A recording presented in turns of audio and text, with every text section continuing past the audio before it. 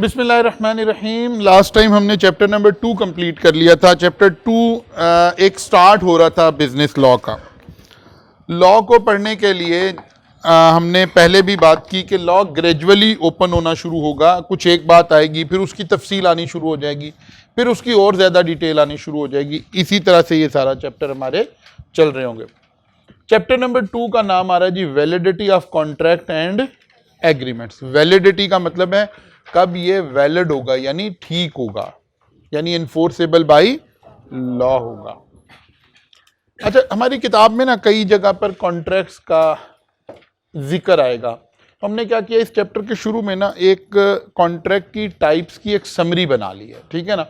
तो सबसे पहले यहाँ लिखा हुआ है टाइप्स ऑफ कॉन्ट्रैक्ट, कि कॉन्ट्रैक्ट की कितनी शक्लें हो सकती हैं, कितनी टाइप्स हो सकती हैं। अब जब हम कॉन्ट्रैक्ट की टाइप्स की बातें करते हैं तो फिर हम पहले मेन कैटेगरीज में कॉन्ट्रैक्ट को डिवाइड करते हैं कि फॉर्मेशन के एतबार से क्या टाइप्स हो सकती हैं, एनफोर्सेबिलिटी के एतबार से क्या टाइप्स हो सकती हैं, और परफॉर्मेंस के एतबार से क्या। यानी टाइप्स को, कॉन्ट्रैक्ट की टाइप्स को देखने के लिए हमने 3 मेन ब्रॉडर कैटेगरीज बना ली। सबसे पहले फॉर्मेशन के एतबार से, यानी फॉर्मेशन के एतबार का क्या मतलब हुआ, जब कॉन्ट्रैक्ट किया जा रहा है, अगर उस टाइम खड़े होकर हम कॉन्ट्रैक्ट को कैटेगराइज करें कि इसकी क्या टाइप्स हो सकती हैं, तो हमें नजर आएगा express contract, implied contract, quasi contract, ठीक है ना। एक्सप्रेस कॉन्ट्रैक्ट एक ऐसा कॉन्ट्रैक्ट जिसमें ऑफर एंड एक्सेप्टेंस एक्सप्रेस हो, बाय वर्ड्स हो। एम्प्लॉयड का मतलब है by conduct of the party हो, और एम्प्लॉयड ही की एक शक्ल आप फिलहाल कह लें। वैसे चैप्टर 8 हम डिटेल में जाएंगे, पूरा चैप्टर 8 इसी के ऊपर बना हुआ है, वहां हम इसे डिटेल में भी पढ़ेंगे। That is Kosai contract, it's a type of employed contract. Normally तो हमने एम्प्लॉयड कॉन्ट्रैक्ट की एग्जांपल ली थी ना, कि आप एयरपोर्ट से बाहर आ रहे थे, कुली ने ट्रॉली पकड़ने की कोशिश की, आपने ट्रॉली को छोड़ दिया, आपने ग्रिप अपनी लूज कर दी और कॉन्ट्रैक्ट हो गया।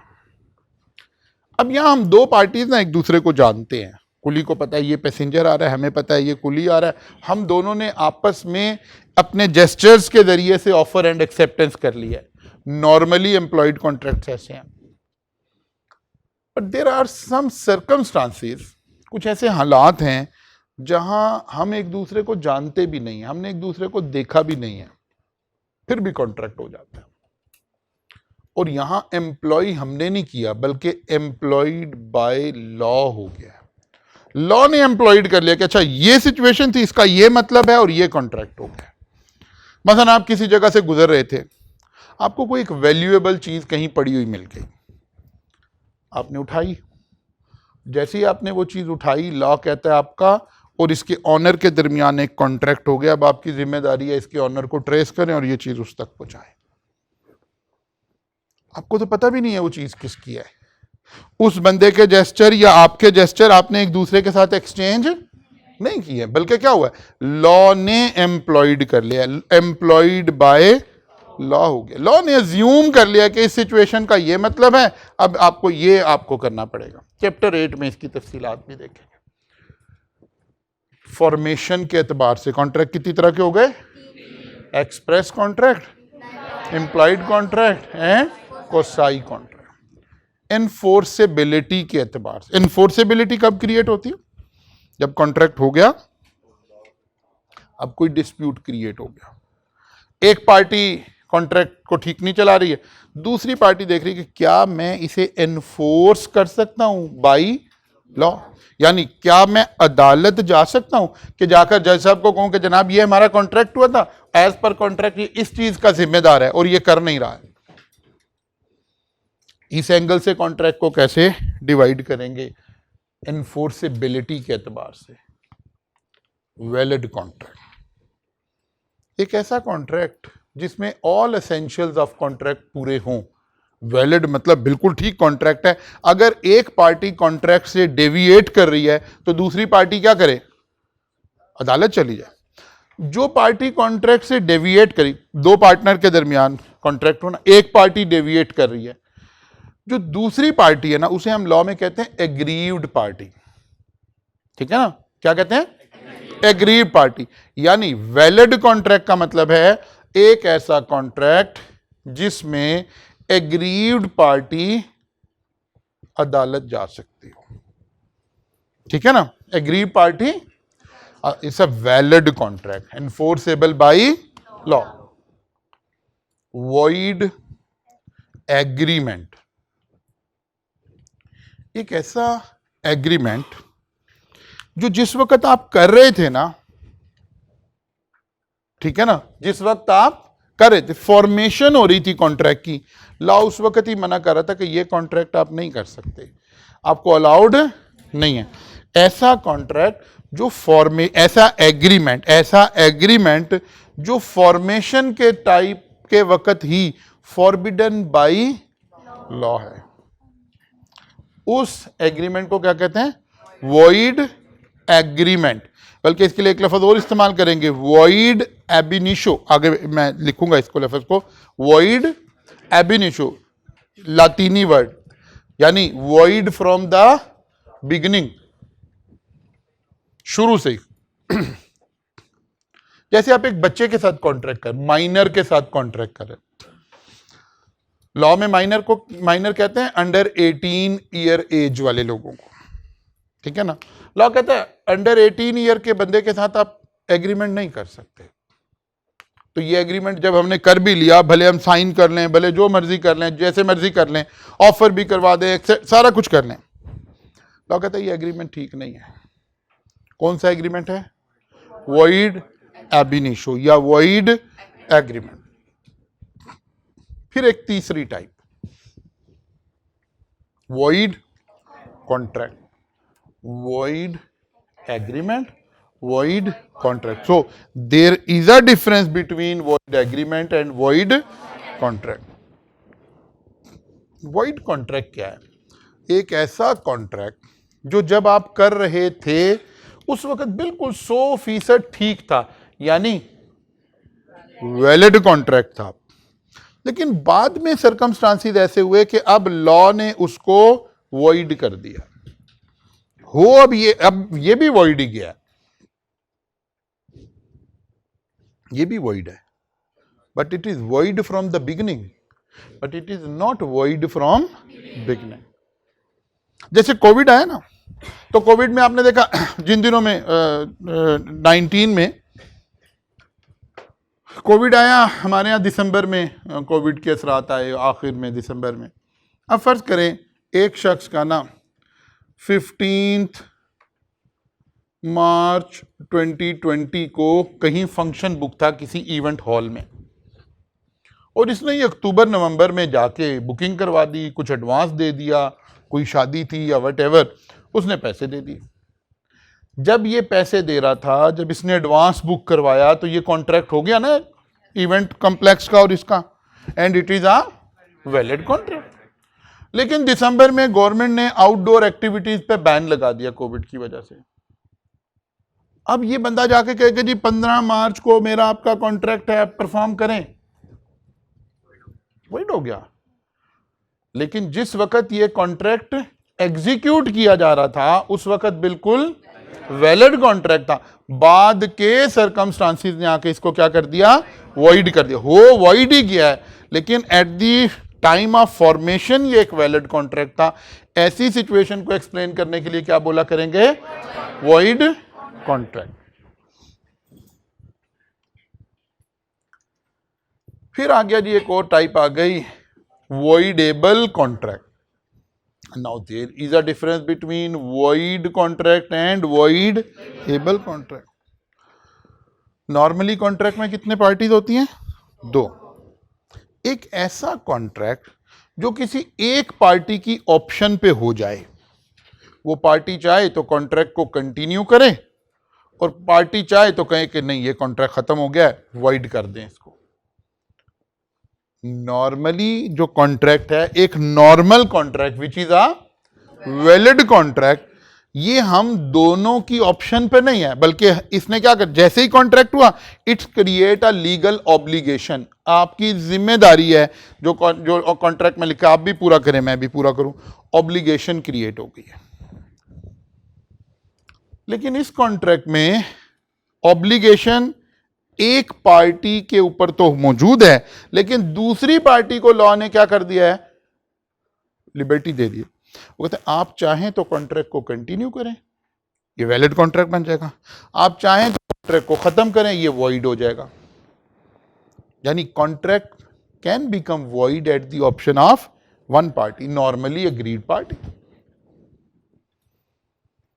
कॉन्ट्रैक्ट की दो शक्लें बन गई हैं, वो पार्टी चाहे तो कॉन्ट्रैक्ट को क्या करे, वैलिड रखे, ठीक चलाए, आगे चला दे कॉन्ट्रैक्ट, और चाहे तो वॉइड कर दे। इस कॉन्ट्रैक्ट को क्या कहते हैं, वॉइडेबल कॉन्ट्रैक्ट। वॉइडेबल मींस एक पार्टी के पास इख्तियार आ गया। मसलन एक शख्स ने ना, आगे हम इसे 4th चैप्टर में चलेंगे ना तो कुछ एसेंशियल्स भी और भी पढ़ेंगे, थोड़ा इसमें भी शुरू यही हो जाएंगे इसी चैप्टर में, अगले में फिर तफसील मुकम्मल होगी।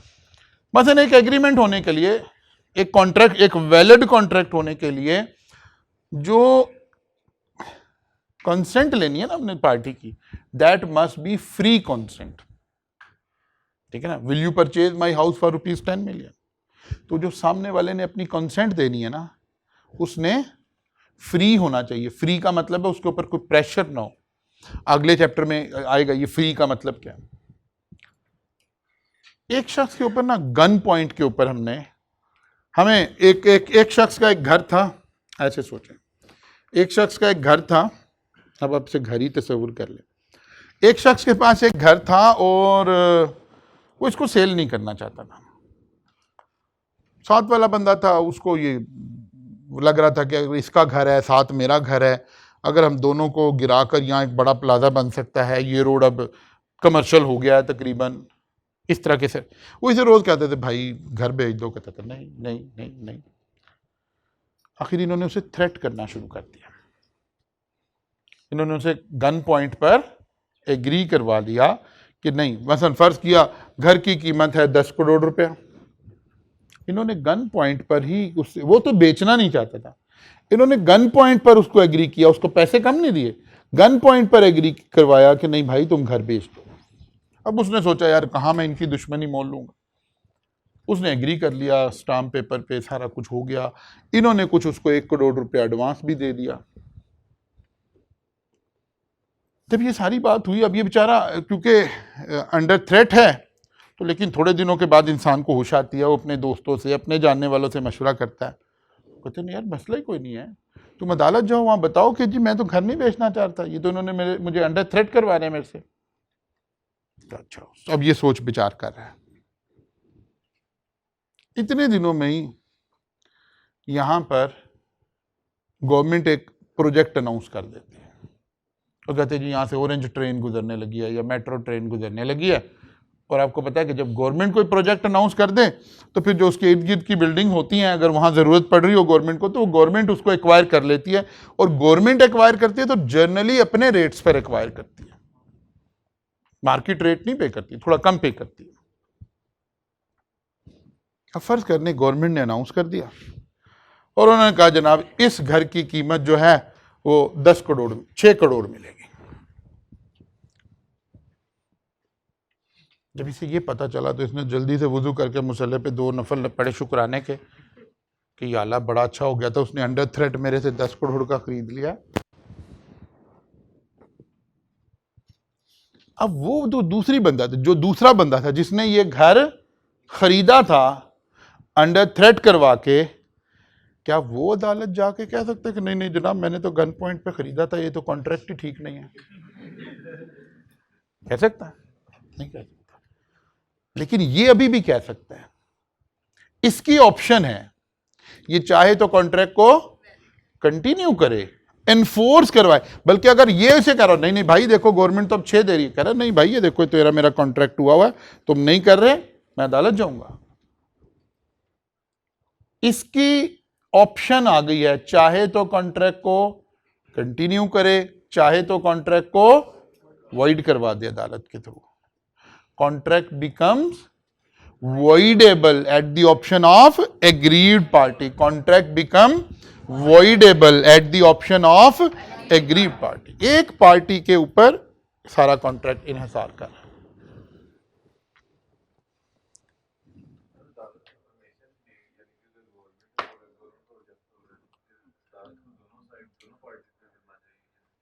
नहीं, वो दोनों पार्टी ने ना, हर कॉन्ट्रैक्ट में, हर ट्रांजैक्शन में जब आप कुछ भी काम करें तो रिस्क आप ही कैरी करेंगे ना. कल को क्या हो जाए ये तो कोई पता नहीं. जिस वक्त हम कॉन्ट्रैक्ट कर रहे थे दोनों को नहीं पता था ना. बस अब वही कॉन्ट्रैक्ट कंटिन्यू होगा ना.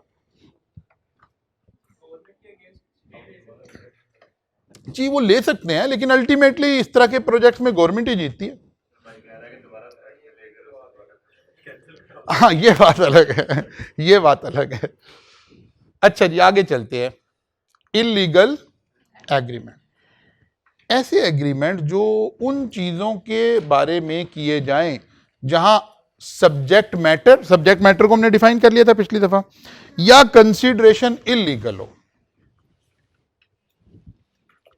मसलन एक बंदा दूसरे से ड्रग्स परचेज कर रहा है, ठीक है ना. अब जाहिर है जो ये लोग ड्रग्स का काम कर रहे होंगे, जो इलीगल एक्ट, ये भी तो आपस में एग्रीमेंट करते हैं ना. अब फर्ज किया उसने पैसे जमा करा दिए हैं कि जी ठीक है जी 2 करोड़ रुपए की ड्रग्स भेज दो. अब उसने पैसे जमा करवा दिए लेकिन वो ड्रग्स दे नहीं रहा है. तो क्या ये बंदा जज साहब के पास जाके, जज साहब देखें पैसे ले लिए हैं और ड्रग्स नहीं मुझे दे रहा, ठीक है ना. अब ये तो है ही इलीगल. इसको तो लॉ पहले ही आपको क्या कर रहा था, इलीगल करा देता, मना कर रहा था कि ये काम आपने नहीं करना. एक आखिरी बात आ गई, अनएनफोर्सेबल एग्रीमेंट्स. अनएनफोर्सेबल एग्रीमेंट्स, इन्हीं सारी बातों के बाद हम आगे चलेंगे तो हमने एक पढ़ना है what are the essentials of valid contract. तो वहां 10 बातें लिखी होंगी, 10 बड़ी बड़ी मेजर बातें लिखी हुई हैं. फिर बात दफा ना कुछ कॉन्ट्रैक्ट्स के लिए कुछ लीगल फॉर्मेलिटीज हैं. एक है कॉन्ट्रैक्ट का मिजाज. हमने मिजाज पढ़ लिया कि यार कॉन्ट्रैक्ट का लिखा होना जरूरी नहीं है, ठीक है ना. कॉन्ट्रैक्ट का आपस में लिखा होना जरूरी नहीं है, बल्कि लिखा होना क्या, ये तो एम्प्लॉयड भी हो सकता है, और एम्प्लॉयड क्या, ये तो कोसाई भी हो सकता है. लेकिन देयर आर सम कॉन्ट्रैक्ट्स जिनके बारे में लॉ कहता है नहीं इसका लिखा होना जरूरी है. जनरली हर कॉन्ट्रैक्ट का लिखा होना जरूरी नहीं है, लेकिन कुछ कॉन्ट्रैक्ट्स हैं जिनका लिखा होना जरूरी है. बल्कि ना सिर्फ लिखा होना जरूरी है, बल्कि किसी इदारे में उस लिखे हुए की इतला देना भी जरूरी है. उसे कहते हैं रजिस्टर कराना, कि कॉन्ट्रैक्ट को रजिस्टर कराएं. जैसे मैं एक रजिस्टर से, एक लफ्ज से आप वो वाकिफ है, मैं वही बोलने लगा हूं, निकाह रजिस्ट्रार. अब रिलीजियसली निकाह का रिटर्न होना जरूरी नहीं है. इस्लामी शरीयत के मुताबिक निकाह का रजिस्टर वो लिखा होना जरूरी नहीं है, लेकिन लॉ ऑफ द लैंड कहते हैं कि नहीं, निकाह राइटिंग के डॉक्यूमेंट पे होगा, और फिर एक इसका निकाह रजिस्ट्रार होगा, वहां रजिस्टर्ड भी होगा, वहां इसका इंदराज भी होगा, ताकि कल को जरूरत पड़े तो वहां से वेरीफाई किया जा सके. इन बातों को क्या कहना है, लीगल फॉर्मेलिटीज. अगर कोई कॉन्ट्रैक्ट वैसे तो बिल्कुल वैलिड है, लेकिन कोई लीगल फॉर्मेलिटी पूरी होनी रह गई है, उसको हम कहते हैं अनएनफोर्सेबल एग्रीमेंट. यानी इसमें और कोई बड़ा फ्लॉ नहीं है, बल्कि कोई एक ये बात थी कि यार इसको कहीं रजिस्टर कराना था, अब क्योंकि रजिस्टर नहीं कराया तो बहरहाल अदालत इस मामले को आपके को सुनने वाली नहीं है. ये भी क्या बन गया है, अनएनफोर्सेबल एग्रीमेंट. कितनी चीजें होंगी जी, 1 2 3 4 5 6. नंबर 1 वैलिड कॉन्ट्रैक्ट, एक ऐसा कॉन्ट्रैक्ट जिसमें सारे एसेंशियल्स ऑफ वैलिड कॉन्ट्रैक्ट मौजूद हैं. वॉइड एग्रीमेंट, जो शुरू से ही खराब है. वॉइड कॉन्ट्रैक्ट, जो बाद में वॉइड हुआ है. वॉइडेबल, जो एग्रीड पार्टी की ऑप्शन पे चला गया. इलीगल, जिसमें सब्जेक्ट मैटर या कंसिडरेशन इलीगल है. अनएनफोर्सेबल एग्रीमेंट, जहां कोई लीगल फॉर्मेलिटीज पूरी होने से रह गई हैं. तीसरी तरीका है परफॉर्मेंस के एतबार से. परफॉर्मेंस के एतबार से एग्जीक्यूटेड कॉन्ट्रैक्ट, एग्जीक्यूटेड कॉन्ट्रैक्ट। अभी हमने एक लफ्ज बोला था कि कॉन्ट्रैक्ट क्रिएट लीगल ऑब्लिगेशन। एक ऑब्लिगेशन मेरी आ गई, एक ऑब्लिगेशन आपकी आ गई। मसलन आप इस वक्त क्लास पढ़ रहे हैं ना, तो there is a contract between you and college. एक आपकी ऑब्लिगेशन है कि आपने फी जमा करानी है, एक कॉलेज की ऑब्लिगेशन है कि उसने लेक्चर्स आपको डिलीवर करने हैं। दोनों लोगों की कोई ना कोई ऑब्लिगेशन है। Will you purchase my house for ₹10 million? अगर एग्रीमेंट हो गया तो उस बंदे की ऑब्लिगेशन है, उसने पैसे पे करने हैं, इसकी ऑब्लिगेशन है, इसने घर ट्रांसफर करके उसको देना। अगर दोनों लोगों ने अपनी अपनी ऑब्लिगेशन पूरी कर दी है, उसने 10 मिलियन दे दिया है और इसने सोसाइटी में जाके घर उसके नाम ट्रांसफर कर दिया, आपने फीस पूरी जमा करा दी है, राइज ने पूरे लेक्चर कंप्लीट कर दिए। जैसे पीआरसी का कॉन्ट्रैक्ट आपका हमारा क्या हो गया एग्जीक्यूटेड कॉन्ट्रैक्ट हो गया है। हमने अपना काम पूरा कर दिया है, आपने अपना काम। ऐसा कॉन्ट्रैक्ट जिसमें दोनों पार्टीज ने अपना अपना काम मुकम्मल कर दिया, यानी कॉन्ट्रैक्ट परफॉर्म हो गया है, खत्म हो गया है। आगे जाके एक चैप्टर में इसकी डिटेल आएगी। कॉन्ट्रैक्ट, इसको हम कहते हैं कॉन्ट्रैक्ट डिस्चार्ज हो गया, कंप्लीट हो गया। दोनों पार्टीज ने अपनी अपनी लाइबिलिटीज, ऑब्लिगेशंस पूरी कर दी। और दूसरी टर्म हम इस्तेमाल करते हैं एग्जीक्यूटरी कॉन्ट्रैक्ट। ऐसा कॉन्ट्रैक्ट जिसमें अभी कुछ होना बाकी है, रहता है, अभी ऑब्लिगेशंस पूरी परफॉर्म नहीं हुई हैं। हो सकता है दोनों की परफॉर्म ना हुई हो, और हो सकता है एक पार्टी ने परफॉर्म कर दी हो भी दूसरी ने। मसलन आपने पैसे फीस जमा करा दी है, लेकिन कॉलेज ने अभी लेक्चर पढ़ाने हैं, ठीक है ना। एक पार्टी का रहता है, इसको कहते हैं यूनिलैटरल एग्जीक्यूटरी कॉन्ट्रैक्ट। यूनी का मतलब होता है ना सिंगल।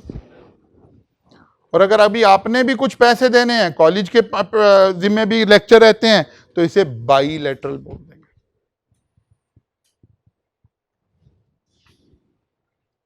क्लियर होगी बात जी? तो ऐसे हम कुछ डिफरेंट जगहों पर डिफरेंट टर्मिनोलॉजीज इस्तेमाल कर रहे होते। ये पूरी किताब में हमें अलग अलग नजर आनी थी, हमने इसको जरा एक जगह लाकर इसको इकट्ठा कर दिया।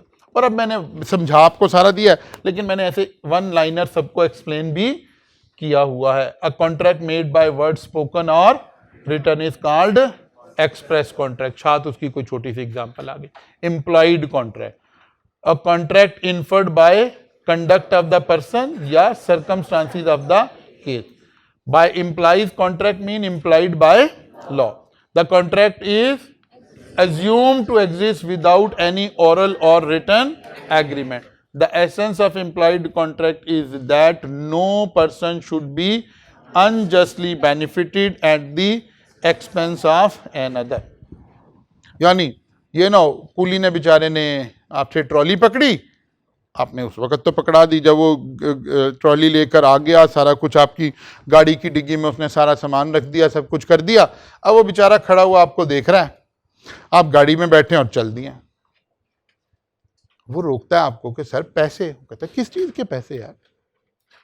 कहते सर मैं आपका लगेज लेके आया हूं। कहता है यार मैंने आपको कहा था कि आप लगेज लेके आओ। क्या ये वाला आर्गूमेंट ठीक है? नहीं है। इस आर्गूमेंट को लॉ ने कैसे लिखा है? The essence of an employed contract is that no person should be unjustly benefited at the expense of other. यार उससे तो आपने सारा काम करवा लिया, उसने बेचारे, वो तो बेचारा लगेज ही उठाने के लिए आया हुआ था ना, उसने लगेज उठाया भी, आपकी गाड़ी की डिग्गी में भी रख दिया, और अब आप कह रहे हो कि भाई मैंने तो आपसे कहा ही नहीं है, मैंने थोड़े बुलाया था आपको। ठीक होगी ना बात?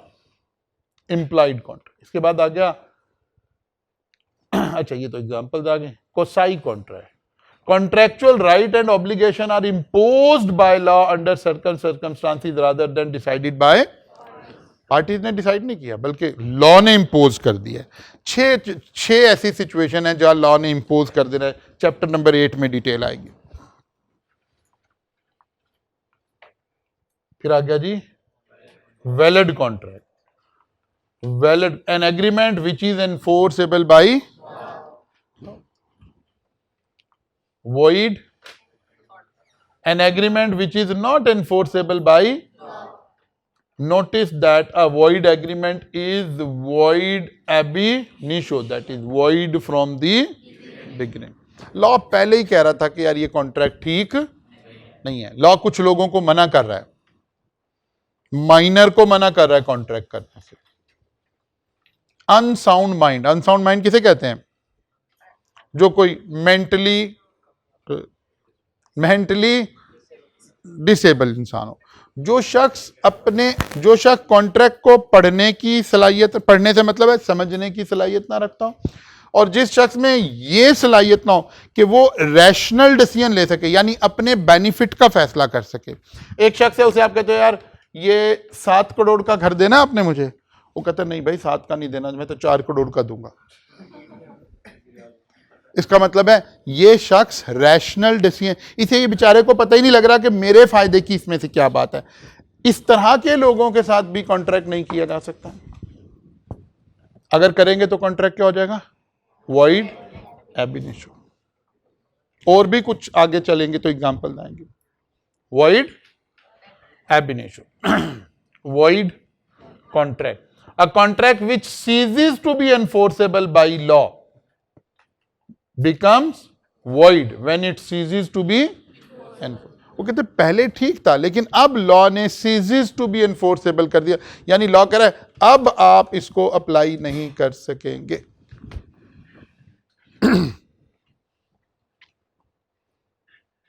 मसलन गवर्नमेंट जो है आजकल वो काइट्स वगैरह के ऊपर काफी शोर डला हुआ ना, उसे एक बड़े सानिए की वजह से गवर्नमेंट बाकायदा इल्लीगल करार दे दे, काइट उड़ाने को और इसकी रिलेटेड चीजों को इल्लीगल करार दे दे.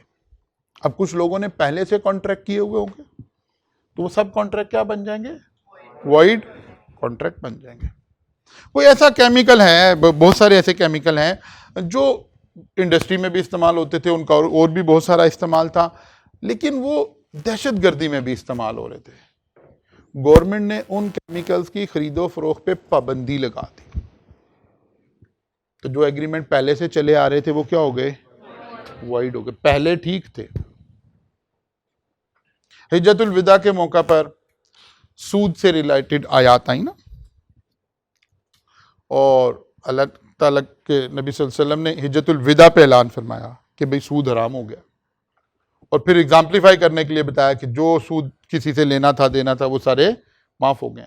क्या मतलब? सूद का कॉन्ट्रैक्ट क्या हो गया?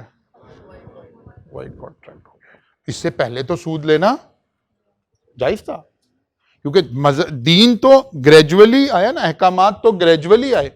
एक वक्त था शराब पीना भी मना नहीं हुआ था अभी, तो उससे पहले के कोई शराब का वाकया आप सुने और आप कहें लो जी ये तो सहाबा कराम पी रहे थे. नहीं, देखना तो है कि बाद में उसका स्टेटस क्या बना. तो जिस दिन शराब के हराम होने की आयत आई तो आप तारीख में पढ़ते हैं ना कि लोगों ने अपने घरों से उठाकर बाहर फेंक दिए और मदीने की गलियां जो हैं वो शराब से भर गई. जाहिर है एक अलाउएबल ड्रिंक था ना. ये तो ऐसे ही है कि जैसे हमें बहुत सारे जो हमारे सॉफ्ट ड्रिंक हैं, बाकी चीजें आज अलाउड हैं, अगर वो हराम हो जाए तो हमारे घरों में से तो निकलेंगे ना भाई, अभी तो अलाउड थी इसलिए. तो ऐसी कोई सिचुएशन हो गई विच सीजेस टू बी एनफोर्सेबल, तो उस कॉन्ट्रैक्ट को हम क्या कह रहे हैं? Void contract. Sorry,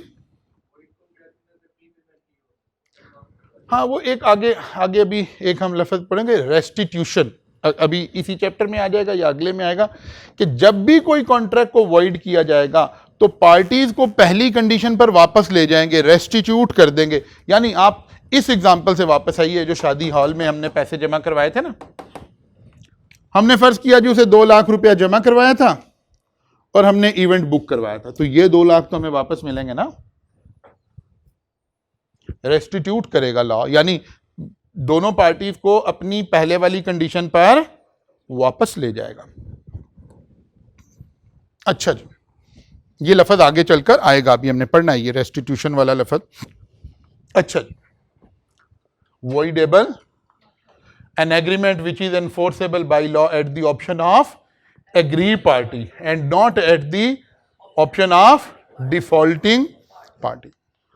agreed party के पास ऑप्शन आ गई है, वो चाहे तो कॉन्ट्रैक्ट को कंटिन्यू करे और चाहे तो कॉन्ट्रैक्ट को वॉइड कर दे, लेकिन जो दूसरी पार्टी है, डिफॉल्टिंग पार्टी है, वो अब at the option of agreed party चली गई है, उससे बात नहीं पूछी जा रही है। illegal, an agreement the object of which is illegal, unenforceable, an agreement which is otherwise valid but due to some technical lacking such as writing remain unenforceable. Technical lacking.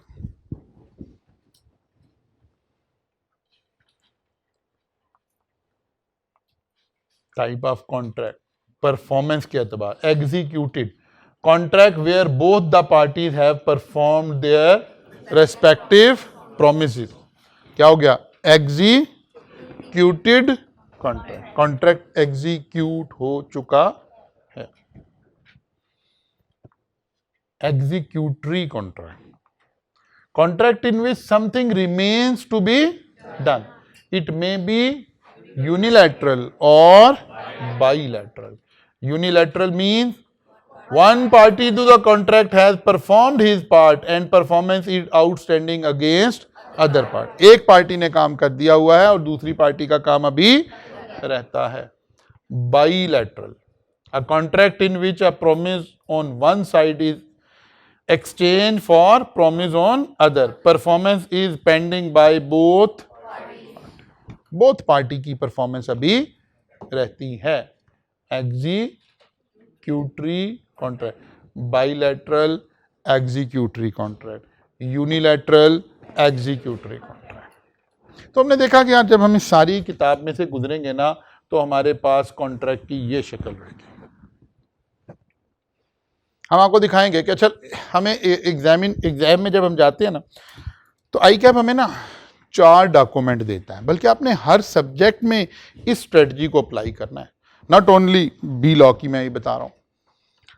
ICAP आपको 4 डॉक्यूमेंट इशू करता है।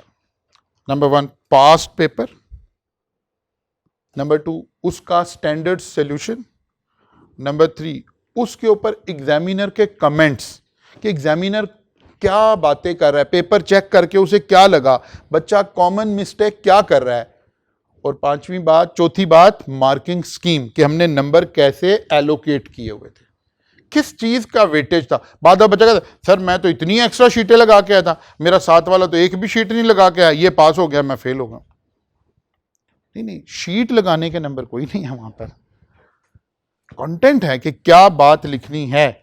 ये बात लिख दी तो half number मिल गया, ये लिख दी तो 1 मिल गया, ये लिख दी, अब आप और कहानियां लिख रहे हैं, बहुत कुछ लिख रहे हैं, लेकिन उसके की में मार्क्स नहीं लिखे हुए तो जाहिर आपको कुछ भी नहीं मिल रहा। ये सारी बातें आपने एज ए सब्जेक्ट पढ़नी है। अच्छा अभी आप PRC करके आए हैं, इनमें से कोई भी चीज ICAP आपको इशू नहीं करता। कोई PRC के पास पेपर थे? कोई नहीं।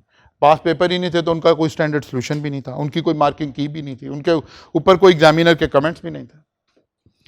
अब क्योंकि ये पेपर बड़े पेपर आ गए हैं, यहां 4 बातें आपको मिलेंगी। उन बातों में अक्सर आपको एग्जामिनर का एक गिला नजर आएगा कि यार बच्चे का यही कॉन्सेप्ट नहीं क्लियर, जहां वॉइड एग्रीमेंट लिखना है वो वहां वॉइड कॉन्ट्रैक्ट लिख रहा है, जहां वॉइड कॉन्ट्रैक्ट लिखना है वो वहां वॉइडेबल कॉन्ट्रैक्ट लिख रहा है। यानी इन चीजों के दरमियान जो डिफरेंस है बच्चे को इसका नहीं पता चला, कॉन्सेप्चुअली बच्चा क्लियर नहीं है। अब जाहिर है एग्जामिनर की तो बड़ी बुरी फीलिंग क्रिएट हो रही है आपके बारे में कि भाई इसको तो लॉ का भी बिल्कुल ABC भी नहीं पता। अब एग्जामिनर का ये एतराज वन ऑफ हम एक ही स्लाइड पर सेटल करें, मैंने इन सारी बातों को उठाकर एक जगह पर आपको लाकर ये सारे कॉन्सेप्ट समझाने की कोशिश की है ताकि आपको कंपैरिजन में ये सारी बातें समझ भी आ जाए। क्लियर हो गई बात जी? काफी है इतना ही कि आगे भी चलें? हाँ चलें आगे? आगे चलेंगे तो हमने पढ़ना है, आगे ये लिखा हुआ कि बाकी का कल पढ़ेंगे, ठीक है ना। अच्छा यहां मैंने ना उन सारी बातों को छोटी, अब क्योंकि मैं बहुत सारी एग्जांपल बोल देता हूं क्लास में इसलिए फिर ये ओवर लगेंगी, लेकिन आपने ये सारी पढ़नी होती हैं जाकर, ठीक है ना। कल जब हम आएंगे तो यहां से शुरू करेंगे, what are the essential of valid contract. इसलिए भाई आपने घर जाकर इसको स्क्रॉल जरूर कर लेना है, ठीक है ना। और पिछले वाले चैप्टर को भी थोड़ा सा तैयार करना है। स्लाइड में अभी शेयर कर रहा हूं, भी कर देता हूं स्लाइड से जी।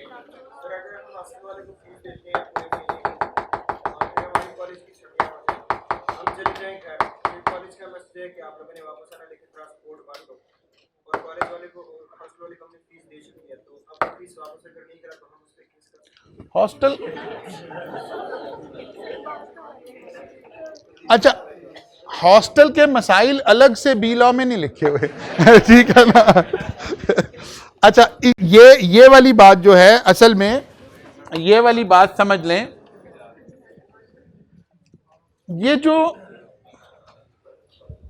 वॉइडेबल एग्रीमेंट हुआ था ना, या वॉइडेबल कॉन्ट्रैक्ट हुआ था, ये कहीं गवर्नमेंट की किसी सर्कमस्टांसिस की वजह से, लॉ की किसी सर्कमस्टांसिस की वजह से हुआ था।